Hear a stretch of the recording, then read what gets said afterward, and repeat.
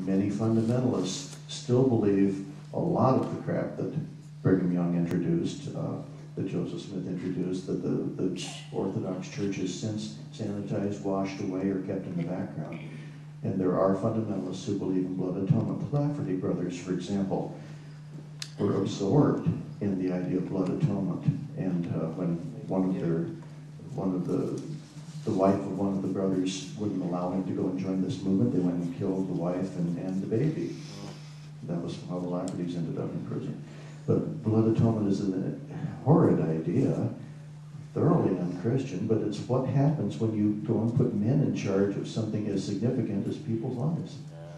So, okay, now on the second part of your question about the children and polygamy, yes, there are polygamous groups that are extremely isolated, that are extremely controlling. My own personal feeling is that the reason they are that way is because they have been underground for so long, hiding from society, hiding from the law, that if they make themselves invisible to the law cannot see them in order to be able to protect them. Okay, if these people did not have to hide from the law, then the law could do just that. They are able to exercise control. I'm speaking of the leaders of these fundamentalist sects and so forth. The ones that are very secretive, the ones that are very controlling, things like Warren Jeffs and some that are even worse, believe it or not, are able to do that because the people, if they can't get protection from the law, they will seek protection from some other authority, even one that's willing to exploit them. Don't you see the same type of a thing with undocumented aliens in this country? They're supposed to be invisible before the law. They don't exist. Okay, so what do for their own protection? They get exploited by traffickers and human smuggling, by gangs, by all kinds of things, because they're looking for some group that they can have an identity with that will protect them. And the fundamentalists are the same way.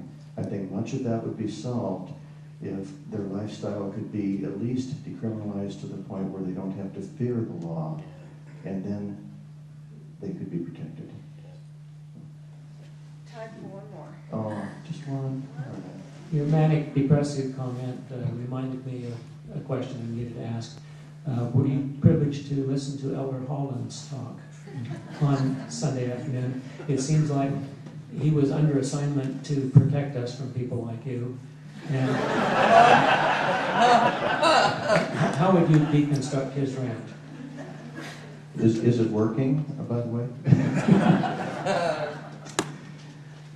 Elder Holland, how can I put this kindly, has issues. Okay. I did not listen to his talk, no, but I caught the blurb of it on the news that evening, which every station, let me see if I have this right. He is the one who talked about how this book, Book of Mormon, has been assailed, it's been challenged, it's been, vilified. More has been written about it than any other book in the entire world. And yet it stands. Well, yeah, it does.